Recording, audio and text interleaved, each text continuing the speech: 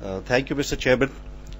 For me, it's a personal privilege and pleasure to have on the dais two people with whom I have operated in close quarters, Ambassador Gopinath Pillai and Ambassador Muni, and to have in this audience others with whom I have engaged in retired life. So it's a real pleasure to be here. You know, I joined the Navy to see the world, and as an 18-year-old cadet, my ship sailed for a foreign trip. And where did this foreign trip take me? Penang, Singapore, Labuan, Kuantan, Terengganu, Sihanoukville, Bangkok, and what was then Saigon. 7 countries who are part of the ASEAN group today. In later naval life of 40 years, I visited these countries again and again, and these ports. And it has been my good fortune in retired life to visit them even more often than I did whilst in service. So what a pleasure it is for me to be present at a symposium or seminar where ASEAN is a topic of discussion. You know, when we look at the regional architecture, and I'm going to confine myself to security aspects, I'm immediately struck by one theme. It is a much larger picture than just India and ASEAN. When we look at the Asia Pacific in economic terms as APEC, Asia Pacific is no longer that economic entity. It is a geopolitical entity, it is a geostrategic entity, and nobody has realized it better than ASEAN. Otherwise there would never be an East Asia Summit, there would never be an ASEAN Region Forum, there would never be a Council for Security Cooperation in the Asia Pacific, there would never be an ADMM Plus, and there would never be an extended ASEAN Maritime Forum. So when we look at security, we have to look at this larger picture. And apart from India and ASEAN, there are some other players. There is China, there is Japan, there is South Korea, there is Australia, there is the USA. So this is the picture that confronts us when we look at the regional security architecture. Now there was some discussion on Indo-Pacific, and I'm only reminded of what Shakespeare said, what's there in a name? It could be anything.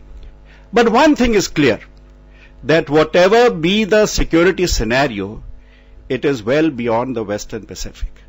So if Indo is part of that, whether you call it Bay of Bengal or whatever, then so be it. If the term is Indo-Pacific, fine. If it is not Indo-Pacific but Asia-Pacific, which includes this part of the world, then fine.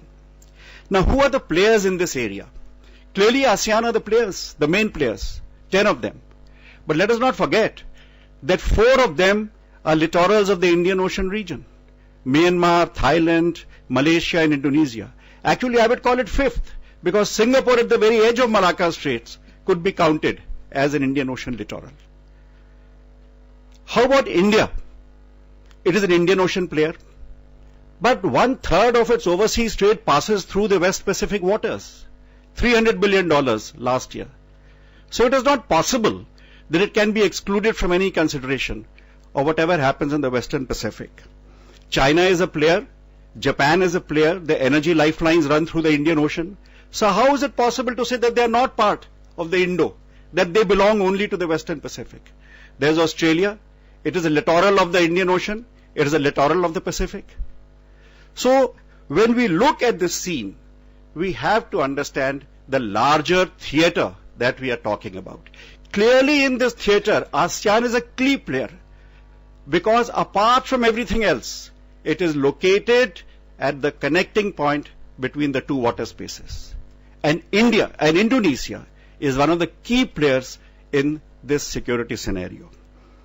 In the Indian Ocean region, India is a key player because it sits astride all the major energy routes which go from east to west. This is the security scenario. What are India's interests? India is essentially an Indian Ocean region power.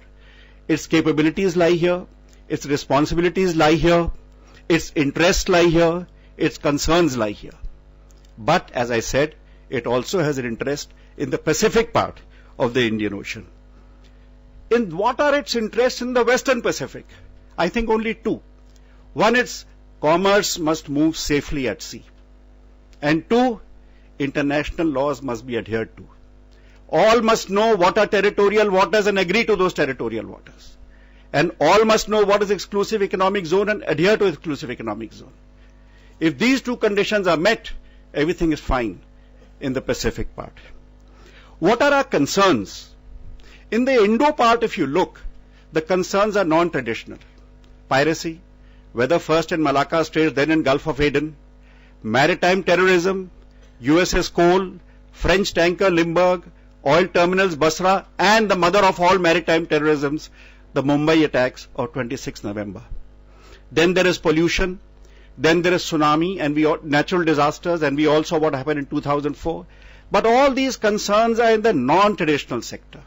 And they have been met successfully in Malacca Straits, Malsindo patrols, Eye in the Sky patrols, in the Gulf of Aden, Task Force 151, Chinese ships patrolling, Indian ships patrolling. What is the scene in the Pacific part? The tensions are nation state, traditional. Whether in the East China Sea or the South China Sea. Are these concerns easily manageable? One hopes so. But the tension level in the Western Pacific is very much more than the tension level in the Indo part. And any confrontation in the Pacific part will automatically and inevitably have an impact in the Indo part of these waters. What is India's approach to this problem? It is essentially two-pronged. We believe in a multilateral framework. That is why we are members of EAS, ADMM+, ARF, CSCAP, EAMF, etc. And along with this multilateral approach, we have a bilateral approach. Japan, South Korea, Vietnam, Philippines, Malaysia, Singapore, Indonesia, Myanmar. With all these countries, India has defense cooperation agreements. This defense cooperation is against whom? Against any nation state? The answer is no. It is only against the non-traditional threats, against things like piracy, terrorism, information exchange. And because information exchange requires mutual trust and confidence, therefore ship visits, exchange of people, dialogue, etc., etc. At the New Delhi summit, interestingly, some considerable space was devoted by the leaders to enhance maritime security cooperation for this very reason. Now, India is a 5-letter word. ASEAN is a 5-letter word. Let me bring in another 5-letter word. Because without that, the security scenario is not complete. And that is China. So what is the scene in regard to China? In ASEAN, the scene is divided. There are 3 countries which are essentially what I call centrist. They have not such great concern. Indonesia, Singapore, and Malaysia. There are 2 countries which are seriously affected. They are Vietnam and Philippines. And there are 3 which are not at all affected by the South China Sea. Myanmar, Laos, Cambodia. So this is the scene in ASEAN. And yet, and one moment, and about the other players, Japan, China, and South Korea, they each have problems with themselves in the East China Sea. And yet, for all of these countries, engagement with China is key because they profit enormously with trade. With most of them trade, China is the largest trading partner. And yet for all of them, one item is becoming increasingly important. Get some others onto the scene. Whether you call it for balancing or whatever, soft balancing. So therefore they are happy with American presence. They are happy with Indian involvement. They are happy with Australian involvement.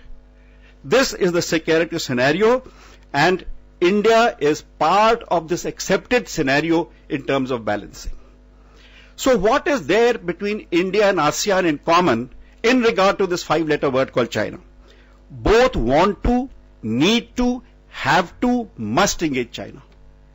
Now India has had, as you all know, border problems with China. But we have to do something. We have to handle that and we have to engage. When I was in Japan some years ago, I heard a new term. We must do congagement with China, they said. So I said, what does CON stand for? And they said, controlled engagement. Now whether you can have controlled engagement or watchful engagement or positive engagement or whatever engagement, but engagement there has to be, and that is common for India and ASEAN. For both, China is a very important player in the Asian security scenario. For both, involvement multilaterally and bilaterally is important, as we have just seen. India's relationship with China is itself undergoing a change. In 2012, the Chinese Defense Minister visited India and signed a memorandum of understanding with the Indian Defense Minister. Next year, the Indian Defense Minister went to China.